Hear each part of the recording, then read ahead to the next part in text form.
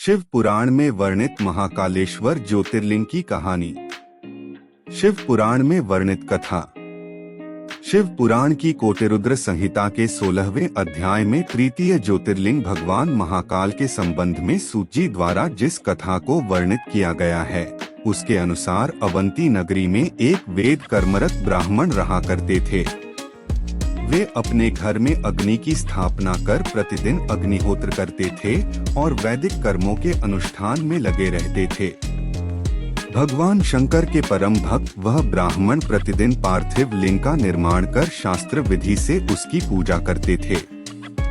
हमेशा उत्तम ज्ञान को प्राप्त करने में तत्पर उस ब्राह्मण देवता का नाम वेदप्रिय था। वेदप्रिय स्वयं ही शिव जी के अनन्य भक्त थे, जिसके संस्कार के फलस्वरूप उनके शिव पूजा प्रायण ही 4 पुत्र हुए।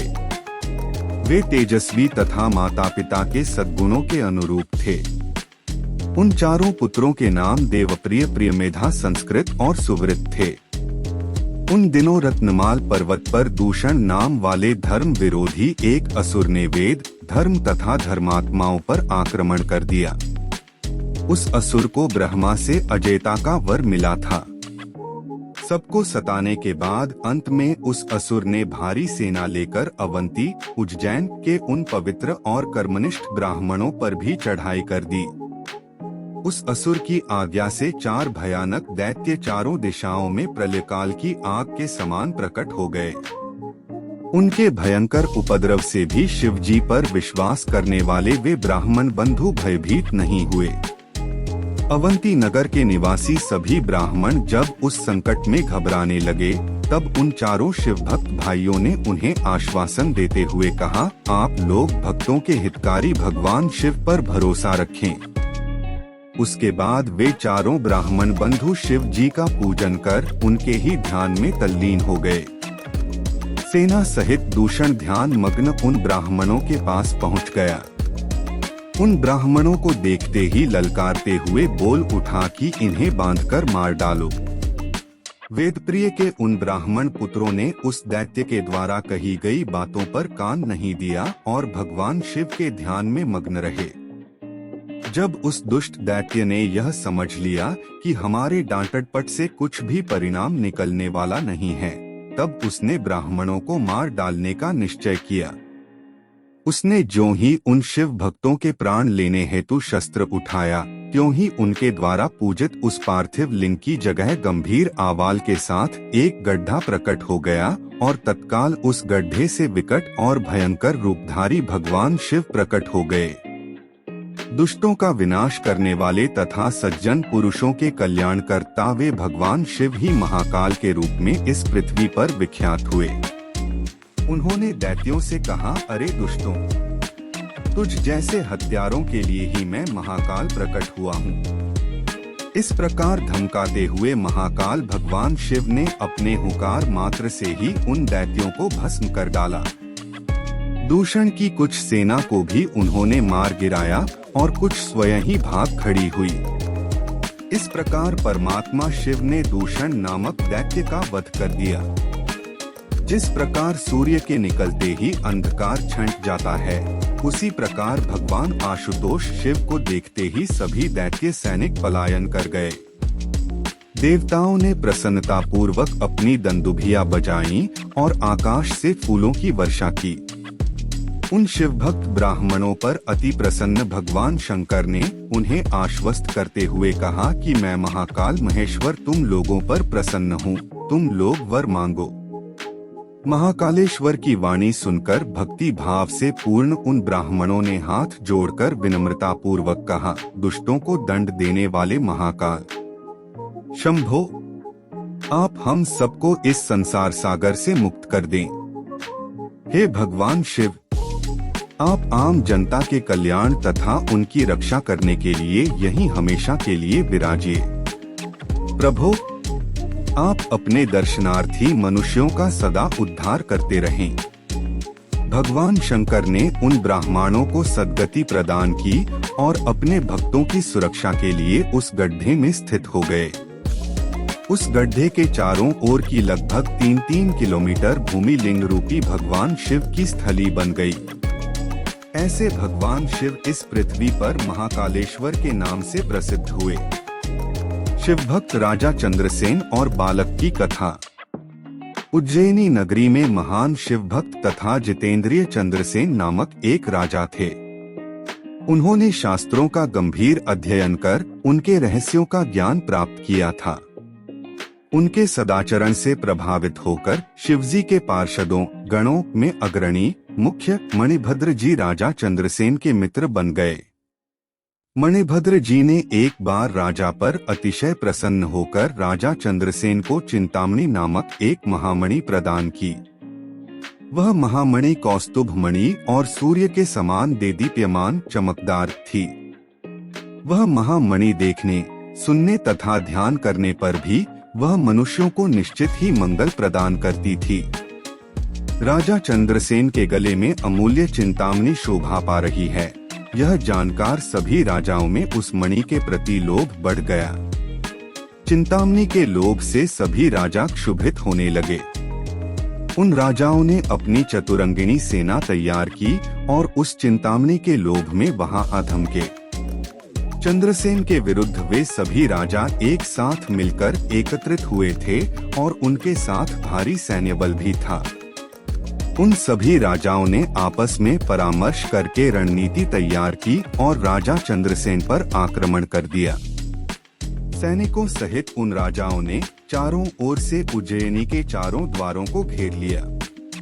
अपनी पुरी को चारों ओर से सैनिकों द्वारा घिरी हुई देखकर राजा चंद्रसेन महाकालेश्वर भगवान शिव की शरण में पहुंच गए। वे निश्चल मन से दृढ़ निश्चय के साथ उपवासव्रत लेकर भगवान महाकाल की आराधना में जुट गए। उन दिनों उज्जैनी में एक विधवा ग्वालिन रहती थी, जिसको इकलौता पुत्र था।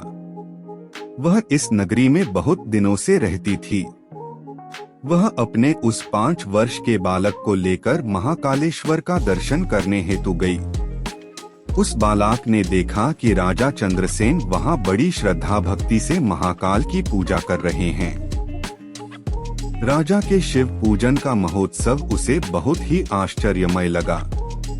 उसने पूजन को निहारते हुए भक्ति भाव पूर्वक महाकाल को प्रणाम किया और अपने निवास स्थान पर लौट गई।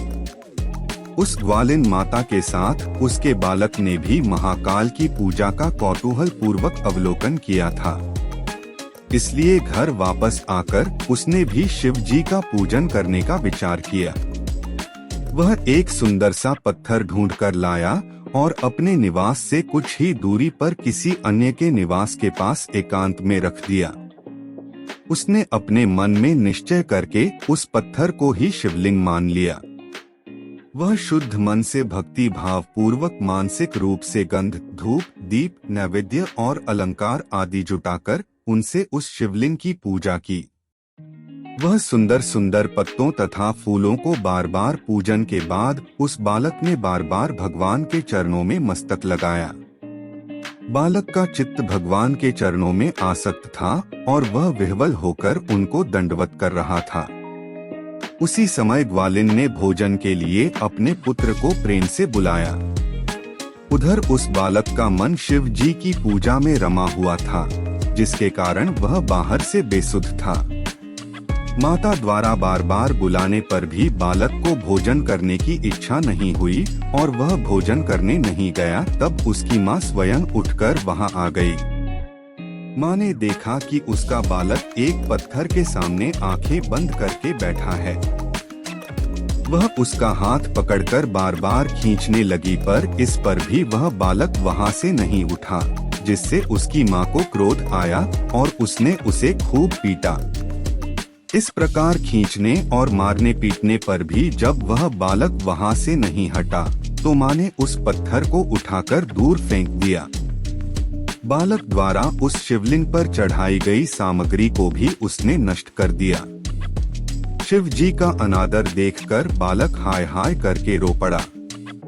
क्रोध में आग बबूला हुई वह ग्वालिन अपने बेटे को डांट फटकार कर पुनः अपने घर में चली गई।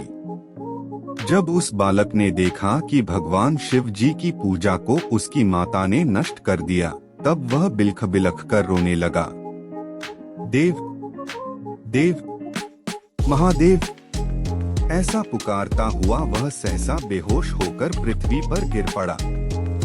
उसकी आंखों से आंसुओं की झड़ी लग गई। कुछ देर बाद जब उसे चेतना आई तो उसने अपनी बंद आंखें खोल दी। उस बालक ने आंखें खोलने के बाद जो दृश्य देखा उससे वह आश्चर्य में पड़ गया। भगवान शिव की कृपा से उस स्थान पर महाकाल का दिव्य मंदिर खड़ा हो गया था।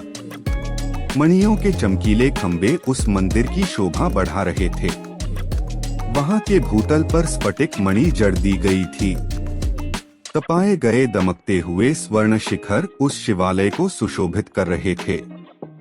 उस मंदिर के विशाल द्वार, मुख्य द्वार तथा उनके कपाट सुवर्ण निर्मित थे।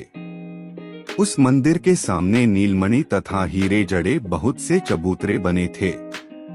उस भव्य शिवालय के भीतर मध्य भाग में गर्भगृह, करुणावरुणालय, भूत भावन, भोलानाथ भगवान शिव का रत्नमय लिंग प्रतिष्ठित हुआ था। ग्वालिन के उस बालक ने शिवलिंग को बड़े ध्यानपूर्वक देखा। उसके द्वारा चढ़ाई गई सभी पूजन सामग्री उस शिवलिंग पर सुसज्जित पड़ी हुई थी। उस शिवलिंग को तथा उस पर उसके ही द्वारा चढ़ाई पूजन सामग्री को देखते देखते वह बालक उठ खड़ा हुआ। उसे मन ही मन आश्चर्य तो बहुत हुआ, किंतु वह परमान सागर में गोते लगाने लगा। उसके बाद तो उसने शिव जी की ढेर सारी स्तुतियां की और बार बार अपने मस्तक को उनके चरणों में लगाया। उसके बाद जब शाम हो गई तो सूर्यास्त होने पर वह बालक शिवालय से निकलकर बाहर आया और अपने निवास स्थल को देखने लगा। उसका निवास देवताओं के राजा इंद्र के समान शोभा पा रहा था। वहाँ सब कुछ शीघ्र ही सुवर्णमय हो गया था, जिससे वहाँ की विचित्र शोभा हो गई थी। परम उज्जवल वैभव से सर्वत्र प्रकाश हो रहा था। वह बालक सब प्रकार की शोभाओं से संपन्न उस घर के भीतर प्रविष्ट हुआ। उसने देखा कि उसकी माता एक मनोहर पलंग पर सो रही हैं। उसके अंगों में बहुमूल्य रत्नों के अलंकार शोभा पा रहे हैं। आश्चर्य और प्रेम में विह्वल उस बालक ने अपनी माता को बड़े जोर से उठाया। उसकी माता भी भगवान शिव की कृपा प्राप्त कर चुकी थी। जब उस ग्वालिन ने उठकर देखा तो उसे सब कुछ अपूर्व विलक्षण सा देखने को मिला। उसके आनंद का ठिकाना न रहा। उसने भाव विभोर होकर अपने पुत्र को छाती से लगा लिया। अपने बेटे से शिव के कृपा प्रसाद का संपूर्ण वर्णन सुनकर उस ग्वालिन ने राजा चंद्रसेन को सूचित किया। निरंतर भगवान शिव के भजन पूजन में लगे रहने वाले राजा चंद्रसेन अपना नित्य नियम पूरा कर रात्रि के समय पहुँचे। उन्होंने भगवान शंकर को संतुष्ट करने वाले ग्वालिन के पुत्र का वह प्रभाव देखा। उज्जैनी को चारों ओर से घेर कर युद्ध के लिए खड़े उन राजाओं ने भी गुप्तचरों के मुख से प्रातः काल उस अद्भुत वृत्तांत को सुना। इस विलक्षण घटना को सुनकर सभी नरेश आश्चर्यचकित हो उठे। उन राजाओं ने आपस में मिलकर पुनः विचार विमर्श किया। परस्पर बातचीत में उन्होंने कहा कि राजा चंद्रसेन महान शिव भक्त है, इसलिए इन पर विजय प्राप्त करना अत्यंत कठिन है।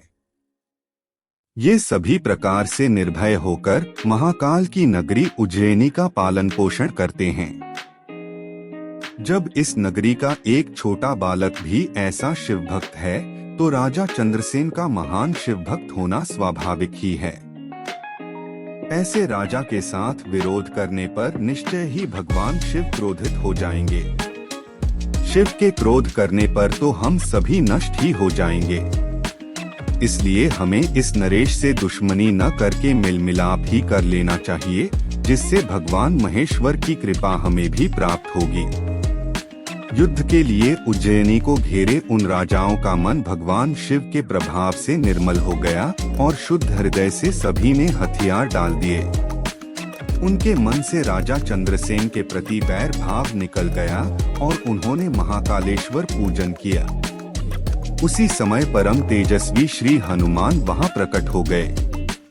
उन्होंने गोप बालक को अपने हृदय से लगाया और राजाओं की ओर देखते हुए कहा, राजाओं, तुम सब लोग तथा अन्य देहधारी गण भी ध्यानपूर्वक हमारी बातें सुने।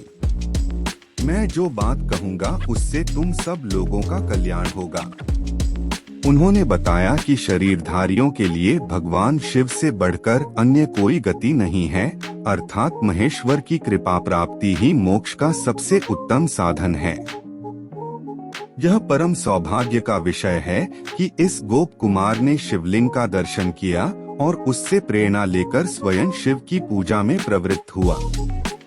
यह बालक किसी भी प्रकार का लौकिक अथवा वैदिक मंत्र नहीं जानता है, किंतु इसने बिना मंत्र का प्रयोग किए ही अपनी भक्ति निष्ठा के द्वारा भगवान शिव की आराधना की और उन्हें प्राप्त कर लिया। यह बालक अब गोप वंश की कीर्ति को बढ़ाने वाला तथा उत्तम शिव भक्त हो गया है। भगवान शिव की कृपा से यह इस लोक के संपूर्ण भोगों का उपभोग करेगा और अंत में मोक्ष को प्राप्त कर लेगा। इसी बालक के कुल में इससे 8वीं पीढ़ी में महायशस्वी नंद उत्पन्न होंगे और उनके यहाँ ही साक्षात नारायण का प्रादुर्भाव होगा। वे भगवान नारायण ही नंद के पुत्र के रूप में प्रकट होकर श्री कृष्ण के नाम से जगत में विख्यात होंगे। यह गोप बालक भी, जिस पर कि भगवान शिव की कृपा हुई है, श्रीकर गोप के नाम से विशेष प्रसिद्धि प्राप्त करेगा। शिव के ही प्रतिनिधि वानरराज हनुमान जी ने समस्त राजाओं सहित राजा चंद्रसेन को अपनी कृपा दृष्टि से देखा। उसके बाद अतीव प्रसन्नता के साथ उन्होंने गोप बालक श्रीकर को शिव जी की उपासना के संबंध में बताया। पूजा अर्चना की जो विधि और आचार व्यवहार भगवान शंकर को विशेष प्रिय है, उसे भी श्री हनुमान जी ने विस्तार से बताया। अपना कार्य पूरा करने के बाद वे समस्त भूपालों तथा राजा चंद्रसेन से और गोप बालक श्रीकर से विदा लेकर वहीं पर तत्काल अंतर्धान हो गए। राजा चंद्रसेन की आज्ञा प्राप्त कर सभी नरेश भी अपनी राजधानियों को वापस हो गए। कहा जाता है भगवान महाकाल तब ही से उज्जैनी में स्वयं विराजमान है। हमारे प्राचीन ग्रंथों में महाकाल की असीम महिमा का वर्णन मिलता है। महाकाल साक्षात राजाधिराज देवता माने गए हैं। जय श्री राम। आप सभी मित्रों का हमारे YouTube चैनल में हार्दिक स्वागत है।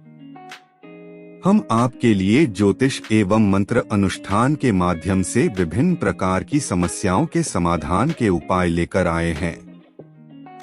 ज्योतिष और मंत्र अनुष्ठान और उपाय आपकी समस्याओं का समाधान करेंगे और आपके जीवन को नई दिशा प्रदान करेंगे। आप हमारे चैनल को सब्सक्राइब, लाइक और बेल आइकॉन बटन को प्रेस करें, जिससे कि आपको हमारी आने वाली नई वीडियो की नोटिफिकेशन प्राप्त हो जाएगी। आपका अपना श्री राम ज्योतिष सदन पंडित आशु बहुगुणा 9760924411।